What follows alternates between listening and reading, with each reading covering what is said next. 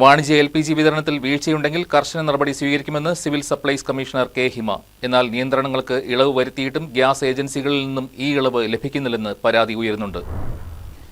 വാണിജ്യ LPGയുടെ വിതരണത്തിലുണ്ടായിരുന്ന നിയന്ത്രണങ്ങൾക്ക് ഇളവ് വരുത്തിയിട്ടും ഗ്യാസ് ഏജൻസികളിൽ നിന്നുള്ള വിതരണത്തിൽ വീഴ്ച ഉണ്ടെന്ന പരാതിയുടെ അടിസ്ഥാനത്തിൽ കർശന നടപടി സ്വീകരിക്കുമെന്നാണ് സിവിൽ സപ്ലൈസ് കമ്മീഷണർ കെ ഹിമ അറിയിച്ചത്. ഏതെങ്കിലും വിഭാഗത്തിന് അനുവദിച്ച LPG ബിൽ അടിച്ച ശേഷം മറ്റേതെങ്കിലും വിഭാഗത്തിന് വിതരണം ചെയ്യുന്നതായി കണ്ടെത്തിയാലോ ബില്ലിൽ രേഖപ്പെടുത്തിയിരിക്കുന്നതിലും കൂടുതൽ വില ഈടാക്കിയാലോ ഗ്യാസ് ഏജൻസികൾക്കെതിരെ അവശ്യ സാധന നിയമവും LPG വിതരണ നിയന്ത്രണ ഉത്തരവും അനുസരിച്ച് പ്രോസിക്യൂഷൻ നടപടി സ്വീകരിക്കും.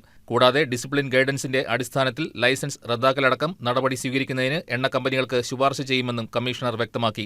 സാഹചര്യം മെച്ചപ്പെട്ടതിനാൽ അവശ്യ മേഖലകളിലേക്ക് 100% വാണിജ്യ LPG വിതരണത്തിനും ഹോട്ടൽ, റെസ്റ്റോറന്റ് ഉൾപ്പെടെയുള്ള മേഖലകളിൽ ആവശ്യകതയുടെ 62 മുതൽ 66% വരെ വാണിജ്യ LPG വിതരണത്തിനും നിർദ്ദേശം നൽകിയിട്ടുണ്ട്. എന്നാൽ ഗ്യാസ് ഏജൻസികളിൽ നിന്നും ഈ ഇളവ് ലഭിക്കുന്നില്ലെന്ന് പരാതി ഉയരുന്നുമുണ്ട്. News desk KCV news.